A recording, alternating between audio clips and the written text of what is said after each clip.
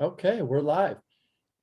As people trickle in, I want to welcome y'all. My name is Danny Agnew. I'm the creative director at InsideHook, and I am joined today with 2021 New Zealand Winemaker of the Year and Queen of Sauvignon Blanc, JulesTaylor.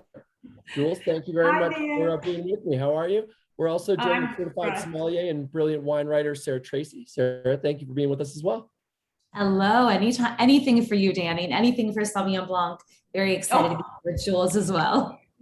So Jules, I have two initial questions for you right off the bat. One, what time is it in Marlborough, New Zealand right now? it is 11 a.m. on Thursday. Okay, so we're going to be having a normal happy hour and you're going to be having a little bit of an early happy hour. Yeah, slightly brunchy happy hour. Okay, all right, the Thursday brunch. I like that. I can get on board with that. My next question is, do I have to wait until the tasting portion to start having some of this wine? Or are you okay with me just kind of getting into it? I'm okay. Jump right in. Jump right in, Danny. All right, excellent. Well, so to that, I'm going to You've already got it forward. Yeah, exactly. My next question. I've read that you were born in the very first year that the vines were planted in Marlborough. Is that true? Well, it's almost true. You know, there might be a couple of years.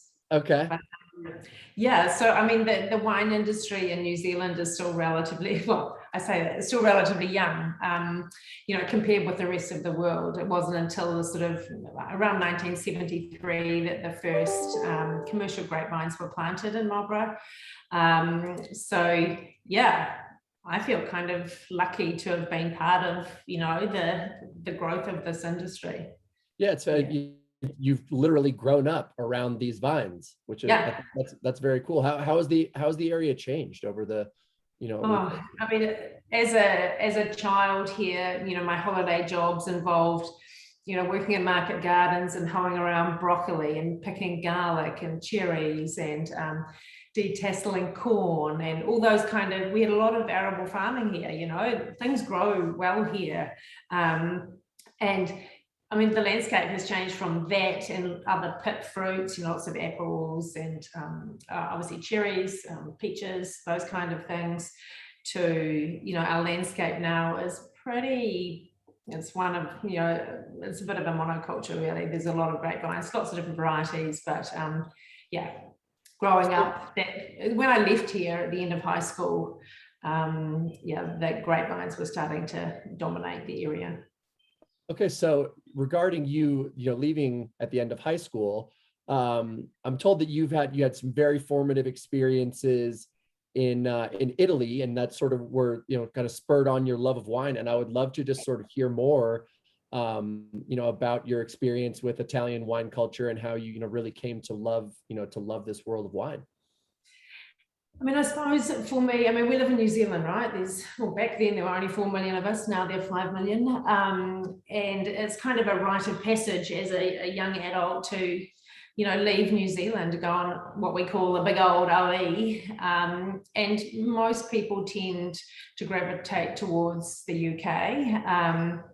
I was making wine and at that time, you know, not a lot of jobs in the UK making wine. So I decided I would go to Italy, and I was maybe 22. I'd only worked for 18 months in New Zealand in the industry. I didn't drink coffee, which, you know, that soon became, oh, you know, that's not going to work. Yeah. So off I went. And I mean, Italy, I worked for 3 vintages in the Northwest and then for 5 in Sicily, and quite different experiences in terms of, well, I mean, the grape varieties for a start, but also just in their cultures. And what I love about over there is they've really got that sort of life, family, work balance kind of sorted. Whereas I think in New Zealand, you know, back then it was more about the work to live, and not the live and, you know, a bit of work to kind of fund your living.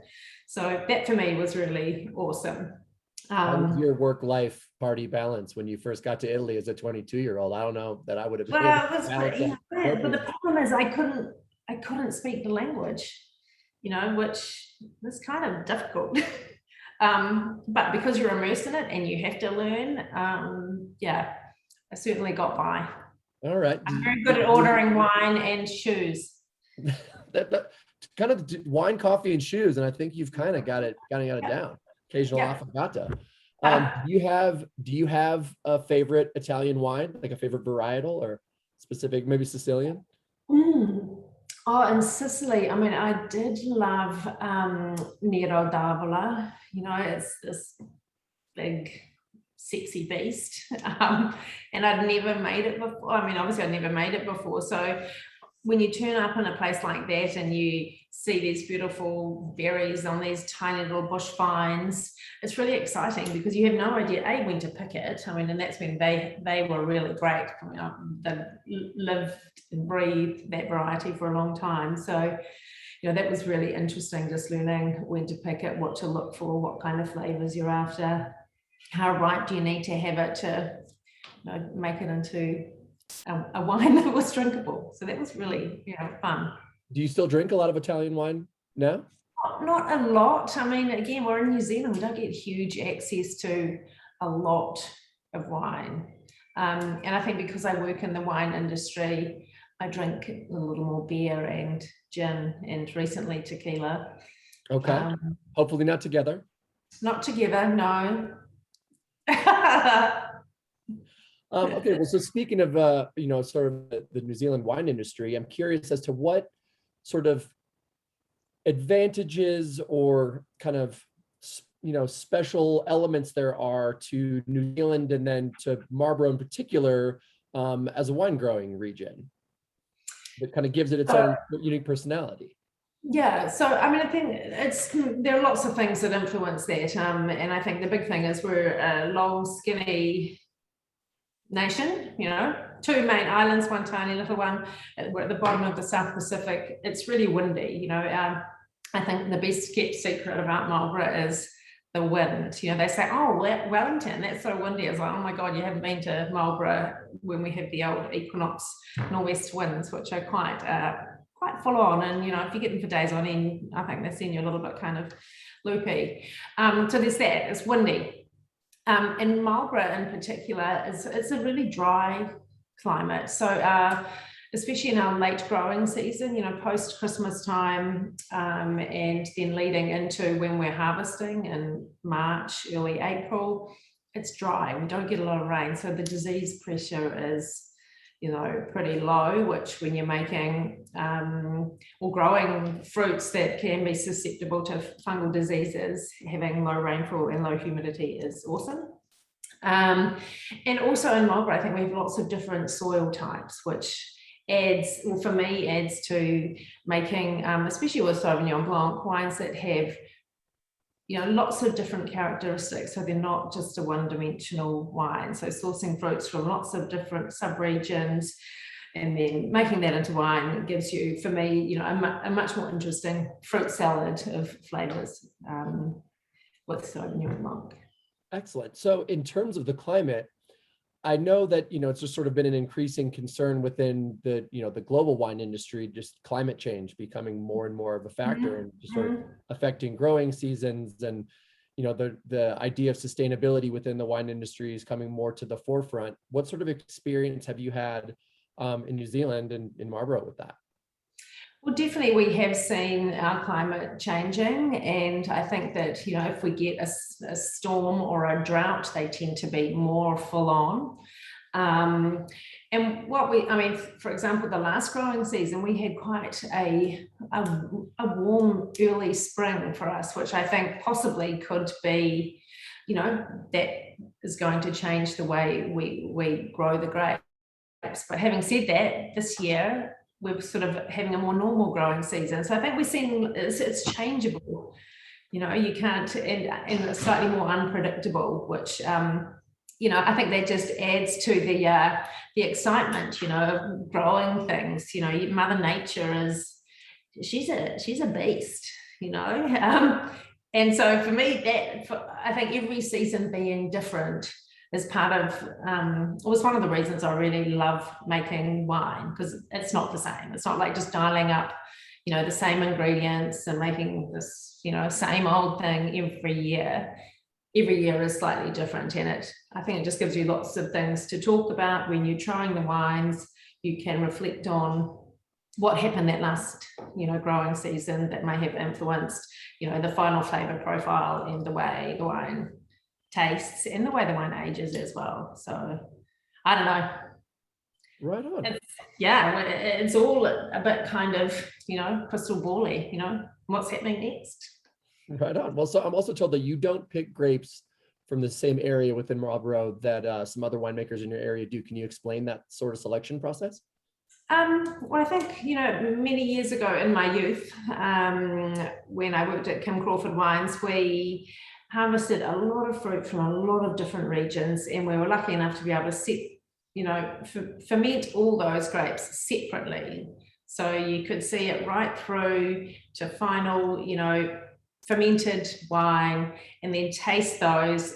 And because of where they're grown and how they're grown, they're all different. I think a lot of people think Marlborough Sauvignon Blanc is all the same, but it's not. It's chalk and cheese. There are so many different kind of profiles that you get within that variety. And so when I was working there, I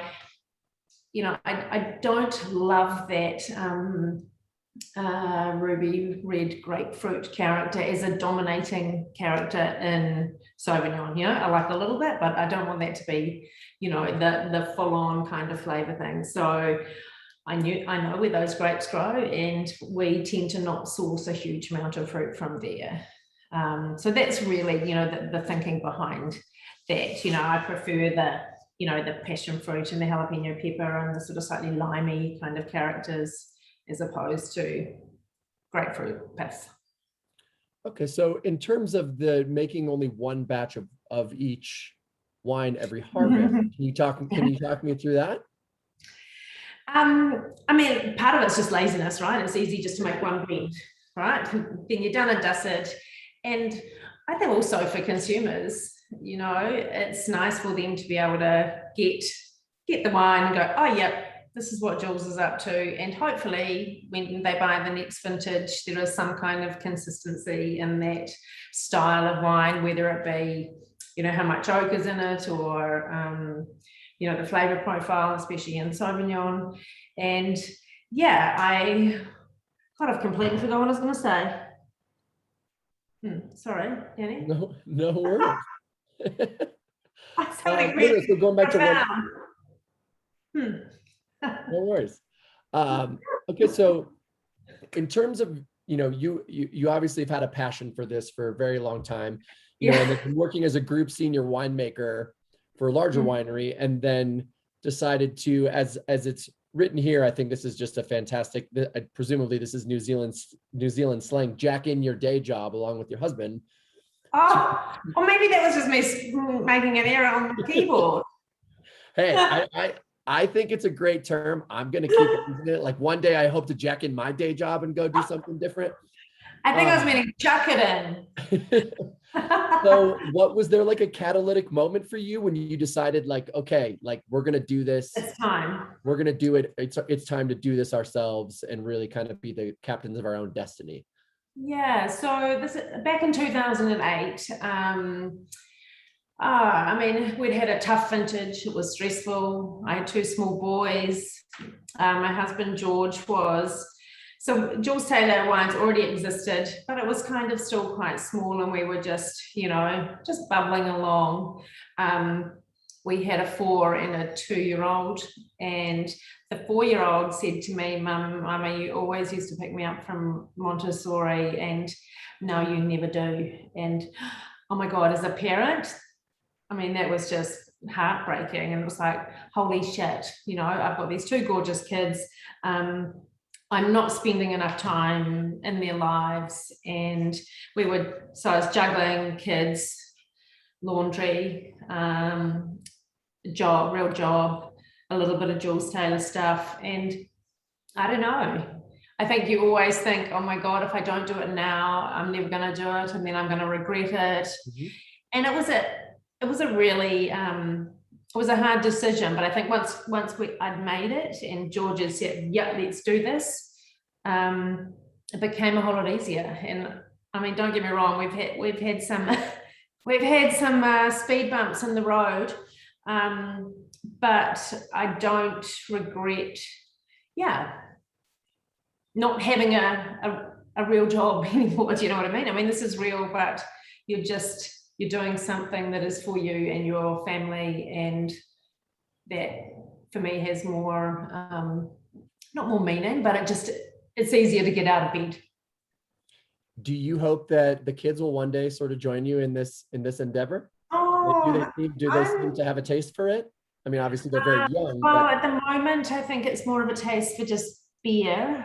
But they're only, well, the 18-year-old, 18 and 16. So the older one's almost finishing high school and the younger one's got a wee bit to go. So I don't know, I'd like them to go, and I would never insist, let's put it that way. I would never insist that, hey, you've got to come and work in the family business. I think they need to go and do and find the thing that, blows their hair back. Right on. So you mentioned speed bumps. I mean, I think the major speed bump that we've all been dealing with over the last 20 or so years is obviously COVID. How has that affected the way you guys operate and just the landscape of wine in general, do you think? Yeah, so initially, I mean, when COVID first arrived on the scene, we'd just started harvesting the 2020 vintage. And I must admit, I thought I'd been stressed in my life before, but really I hadn't. That I think is probably the most anxious I've ever been. And we had a very anxious 48 hours when we were waiting to hear whether our government deemed making wine an essential business. And I mean, we were very fortunate in this region. I mean, this region employs, oh my God, so many people in the industry. It would have been super, super tough if they said, okay, you guys shut it down. So, we then had to very quickly establish protocols to keep everyone safe, working in bubbles and that kind of thing. And just, it was a really different vintage. Everyone was really on edge, and it was super stressful, And the other thing was, here I am buying all this fruit, making all this wine. Are people going to still be drinking? It was just, like any. We were all still drinking. Which is good. But, I think lots of small businesses went through those same kind of rabbit hole, scenarios. Mm-hmm. What is going to happen? And we've been extremely lucky. Who knows what's going to happen now? Things are changing here in our COVID landscape. So yeah, I think things could get pretty tough. Well, hoping for the best. So I'm about to pass it over to Sarah for a few more questions on the technical side, and let us get into this tasting. But I have one last quick question. Apologies for the ringing phone in the background. Okay. What is your ideal food and wine pairing? Oh, I mean, I love, if I could drink one type or style of wine every day, it would be champagne, just because I think it's fun and it's amazing and it can be so diverse in its style. So there's a champagne, I think, that goes with everything. But yeah, champagne and some kind of deep fried things, I think that fizziness kind of cuts through a bit of the fattiness, and that's a match for me. But JT Sauvignon Blanc in any kind of beautiful fish dish is lovely too. All right, excellent. So I'll start with the Sauvignon Blanc and like a nice halibut, and then I'll move on to champagne and chicken fingers, and I'll just sort of have all my bases covered. Just let it flow. Okay, fantastic.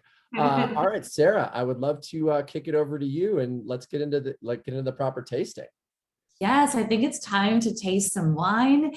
I'm here representing for all the wine geeks in the house. I am a sommelier and a wine writer and an educator, and I'm a longtime fan of Jules' wine. So such a treat to get to taste with her and ask all of our questions. So just reminding everyone one more time, the chat is open, as well as the Q&A function at the bottom of your screen. So any questions you have for Jules, this is your chance to get them answered. But yes, if you haven't done so yet, if you're tasting along at home, please pour yourself a nice healthy pour of our 2021 Sauvignon Blanc. So Jules, my first question for you is, you sort of touched on, we talk a lot about the climate conditions of a certain vintage, and there's always legendary, amazing vintages that we all remember, and then vintages that were not so great. I want to talk specifically about 2021 and how the climate conditions, how does that represent in the glass? Because we always talk about, well, there was frost, there was rain, there was sun, but we don't often understand how that relates to the flavor profile of the finished wine. So talk a little bit about 2021. Sure. So, as I said earlier, 2021, we had quite a warm spring. And so the buds burst earlier than usual, which is kind of stressful because, you know, they can be kind of susceptible to frost. And that, in fact, did happen on the 30th of September last year. There was a frost that impacted quite a lot of the vineyards in the area. And that, coupled with over the flowering time, which is in December here, sort of some quite grey, not so warm, a little bit wet weather. So the upshot of all of this is the cropping levels were quite a lot lower. Okay, so in some varieties, up to 60% lower, which is a little bit stressful. The Sauvignon Blanc, I would say, on average, was around 30% lower than the average crop. So here we are, you know, lower than average fruit set. And then, I mean, after Christmas, we kind of got back into a more kind of usual pattern of this sort of dry, warmer weather. In fact, we had a bit of a drought here, and so some of the vineyards were you know, didn't have as much water as usual. So when the berries were sizing up, they didn't get as big as usual. So again, that contributed to basically, you know, at the end, a much lower crop. When you've got a much lower crop, obviously it ripens a lot earlier. So we had done and dusted with our harvest here on the 1st of April, which is the earliest I think I can remember. And I've been working in the industry since 1994, so some years. So with that, I mean, we had nice warm weather, so we got really nice, you know, ripe fruit, probably slightly more on that tropical end of the flavour profile, and not as so much of that really green, grassy capsicum, sort of those pyrazine characters.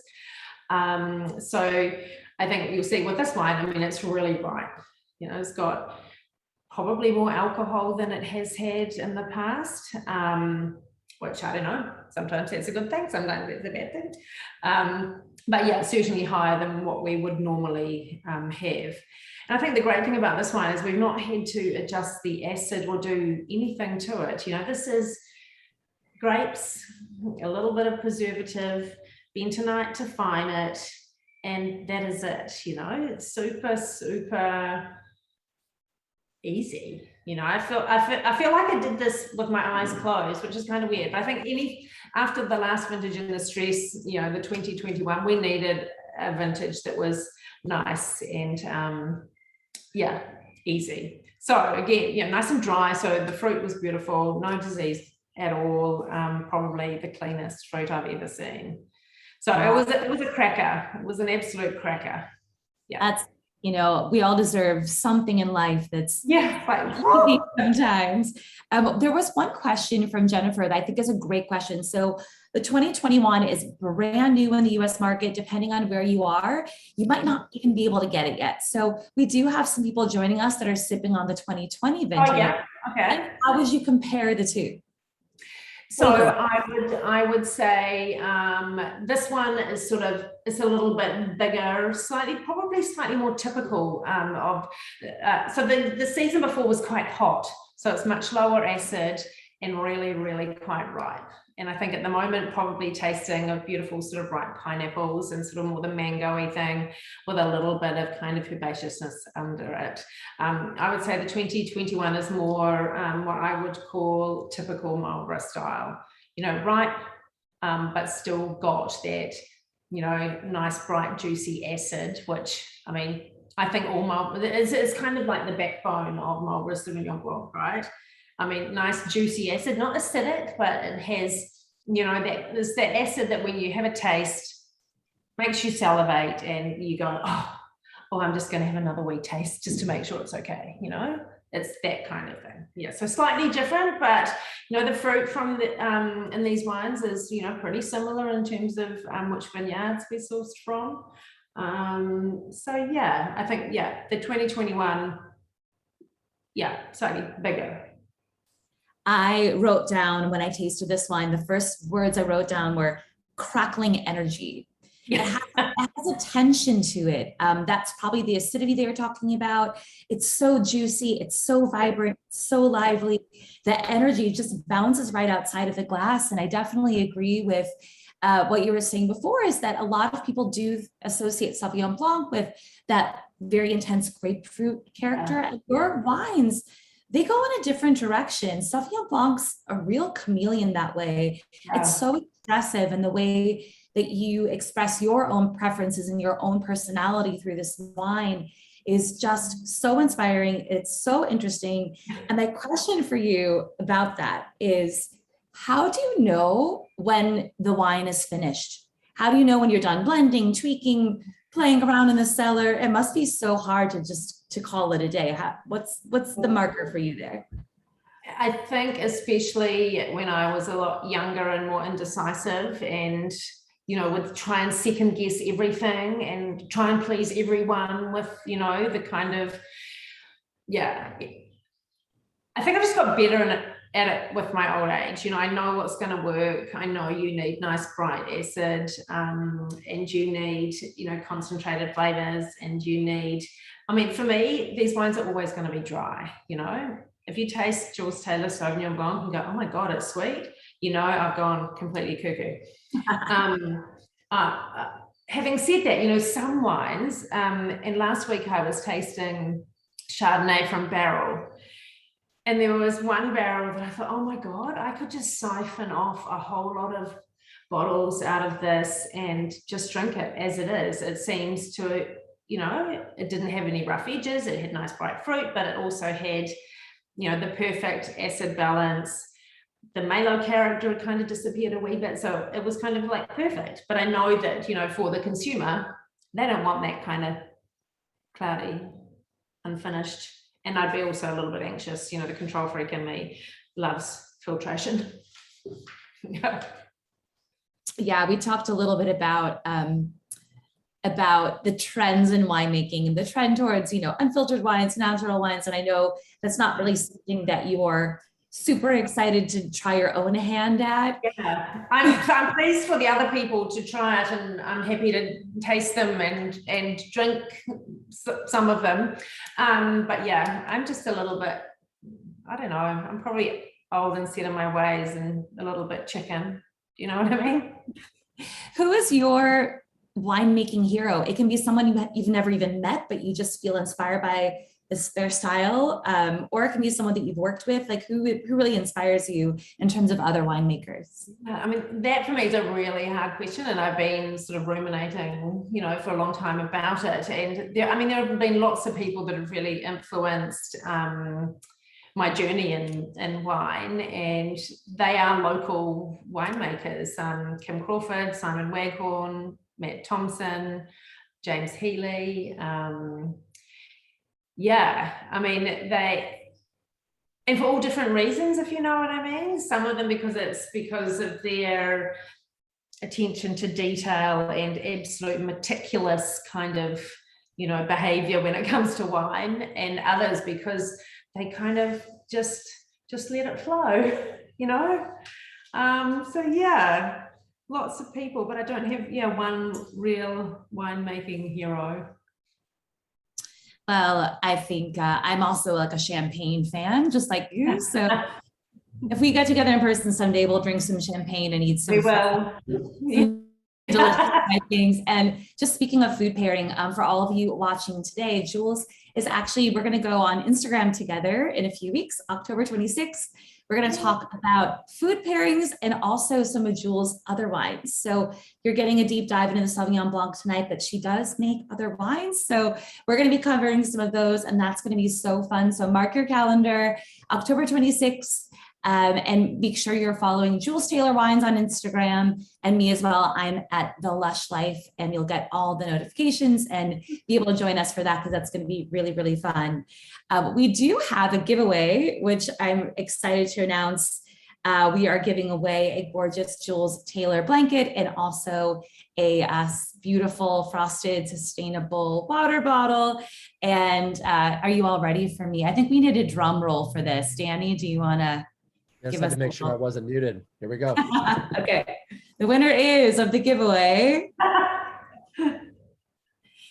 We have Paula Sanders. So congratulations, Paula. Hey, Paula.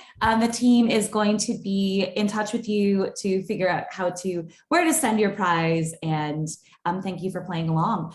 So we are coming sort of to the end of our time with Jules.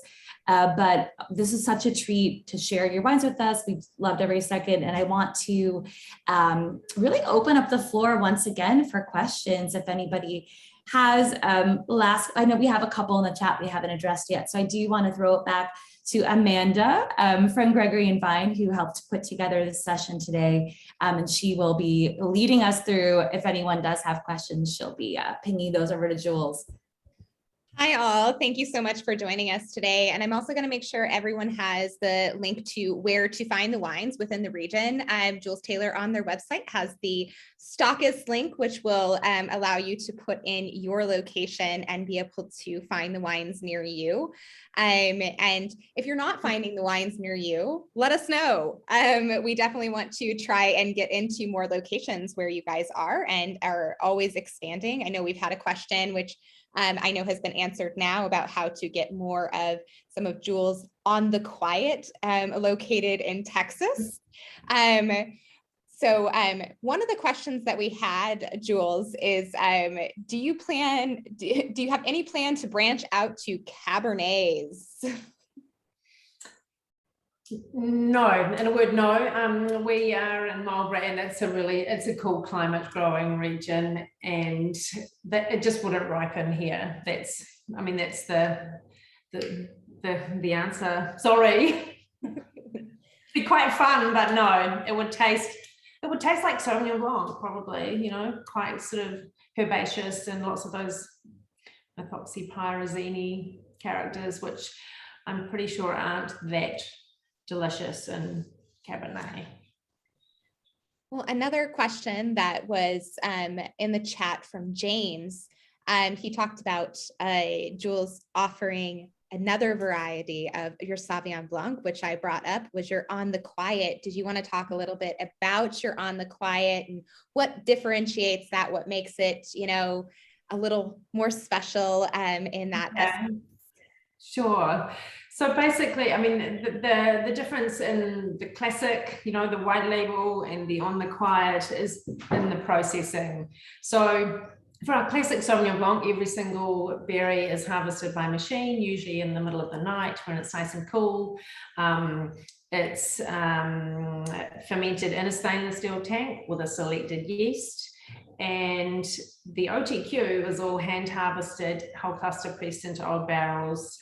It's wild fermented. It goes through a little bit of malo, a little bit of lees stirring. So basically, like we make Chardonnay. So it's a much more textural take on Sauvignon Blanc, the classic one that everyone knows. And it's probably less in your face. You know how this one here has that amazing octopus effect?